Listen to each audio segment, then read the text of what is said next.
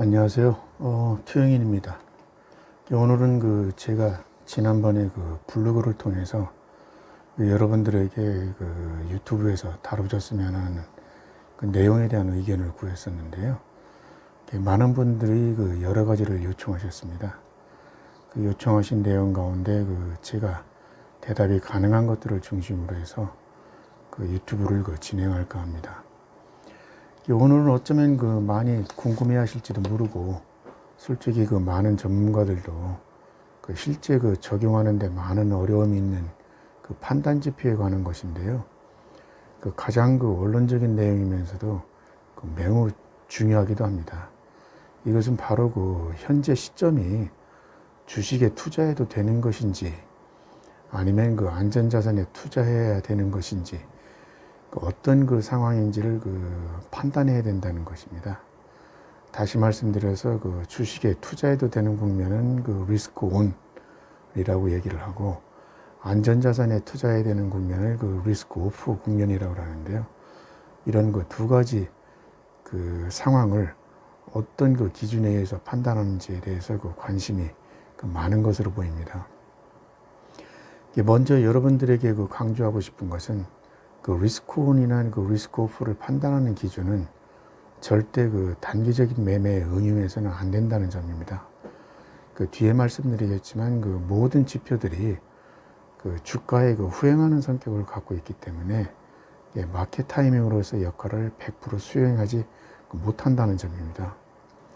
단지 이제 이러한 기준이 중요한 것은 현재 상황이 어떤 국면인지를 판단하는 데 도움이 된다는 것입니다. 사실 현 국면에 대한 판단만 확실하게 쓴다면은 투자로 인한 손실은 상당폭 줄일 수 있다고 생각합니다.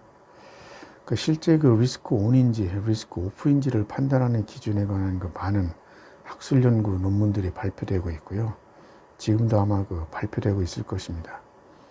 그리고 실제 이러한 기준을 적용해서 펀드 운영에 적용하는 사례도 많이 있고, 실제 상품으로 출시된 것들도 많이 있습니다. 그런데 앞서도 말씀드렸지만 이러한 기준을 응용하는 것은 단순 트레이딩 목적이 아니라 장기 투자를 염두에 둔 자산 배분 상품에 적용되고 있다는 점입니다. 그리고 이에 관련된 지표들 대부분은 퀀트를 이용하거나 최근에는 인공지능을 많이 사용하기도 하고 있습니다.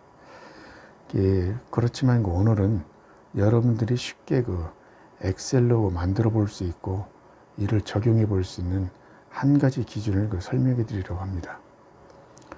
제가 오늘 설명드릴 기준은 카나리아 접근 방법이라고 합니다. 카나리아는 여러분도 아시겠지만 새의 이름입니다. 정식 명칭은 켈러 앤 커닝 디펜시브 애셋 알로케이션이라고 하고, 약자로는 KDA라고 합니다. 한국말로 굳이 표현을 하면은 방어적 자산 배분이라고 할 수 있습니다. 여기서 카나리아라는 이름을 붙인 이유는 19세기만 해도 탄광에서 가스 중독 사고로 인해서 많은 광부들이 죽었다고 합니다. 그래서 이 가스인 일산화탄소와 메탄가스가 유출되는 것을 미리 알 수 없을까 고민하다가 이런 가스에 약한 카나리아를 통해서 확인해 봤다고 합니다. 그래서 카나리아는 가스에 민감해서 가스가 새어나오면 사람보다 먼저 쓰러지기 때문에 광부들이 이런 현상을 목격하면 탄광에서 재빨리 빠져나와 생명을 구한다라는 의미에서 카나리아라는 명칭을 붙인 것 같습니다. 배경에서도 알 수 있겠지만 현재 상황이 위험한 상황인지를 파악해 볼 수 있는 개념에 착안한 것입니다. 다시 한번 강조드리지만 마켓 타이밍은 아닙니다. 그렇다면 카나리아를 어떻게 전략에 이용할 수 있을까요? 말 그대로 현재의 상황이 위험한지 안전한지를 파악하기 위해서는 가장 위험성이 높은 자산과 가장 안전하다고 생각되는 자산을 선택해서 두 가지 자산의 가격이 어떤 모습을 보이는가에 따라서 상황을 판단할 수 있다는 겁니다. 알고 계시겠지만 가장 대표적인 위험 자산은 주식이고, 가장 안전한 자산은 채권으로 인식되고 있습니다. 또한 그 주식 가운데서도 가장 위험한 주식은 변동성이 높은 것으로 알려진 그 신흥시장 주식일 겁니다. 그 가장 위험한 주식인 그 신흥시장 주식을 대표하는 것으로 이머징 마켓 ETF를 사용하는데요. EEM이란 티커를 사용합니다. 그리고 그 안전자산으로는 US Aggregate Bond ETF인 AGG를 사용합니다. 그 판단 기준으로 이를 사용하기 위해서는 EEM에 대한 그 가격 모멘텀, 즉 그 가격 추세를 계산해야 됩니다. 이때 중요한 것은 그 가격 추세가 최근의 그 가격 움직임이 현재의 상황을 가장 잘 반영한다는 의미에서 그 추세 가격, 다시 말씀드려서 그 모멘텀 점수를 산출할 때 가장 최근 시점일수록 가중치를 높게 부여한다는 점입니다. 산식을 보면 다음과 같습니다. 이러한 개념을 산식으로 그 표시하면은 그 그림과 같습니다. 물론 이제 여기에서 그 적용되는 수치들은 모두 그 학술적으로 연구된 그 수치이기 때문에 여러분들이 실제 적용하면서 여러분들이 그 자의적으로 그 적용하셔도 됩니다. 수치를 그 설명을 해드리면 빨간색 그 점선으로 표시되어 있는 것은 앞서 말씀드린 대로 그 가중치입니다.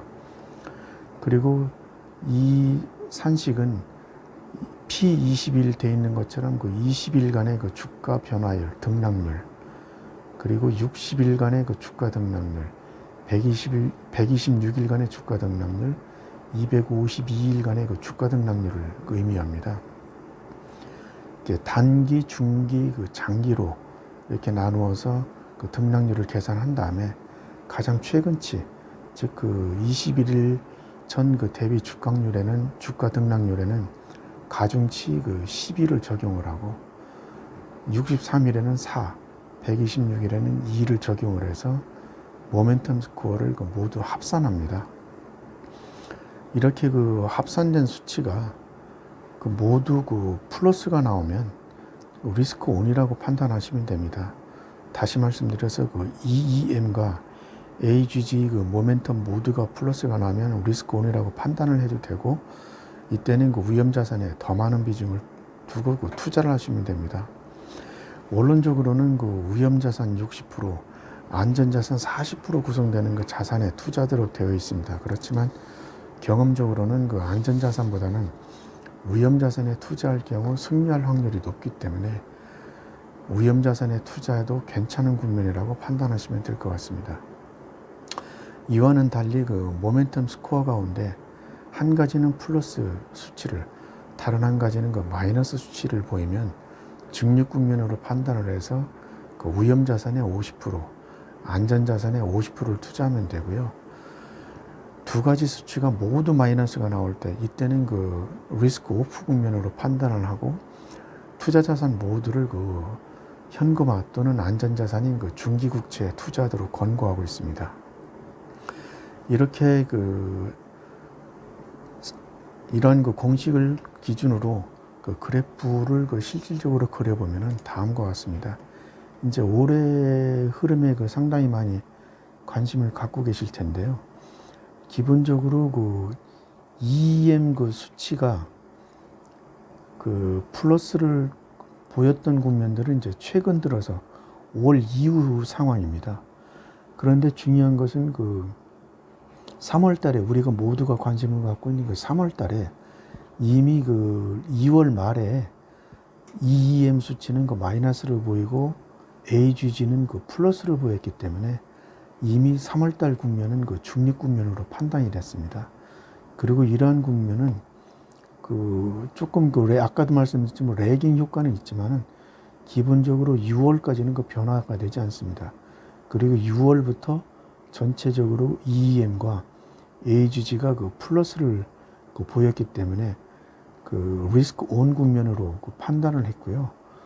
8월 말에 일시적으로 그 흔들리는 모습을 보였지만 기본적으로 다시 그 플러스 국면을 보였기 때문에 현재 상황에서는 그 전체적으로 그 리스크 온 국면이라고 판단을 하고 있습니다.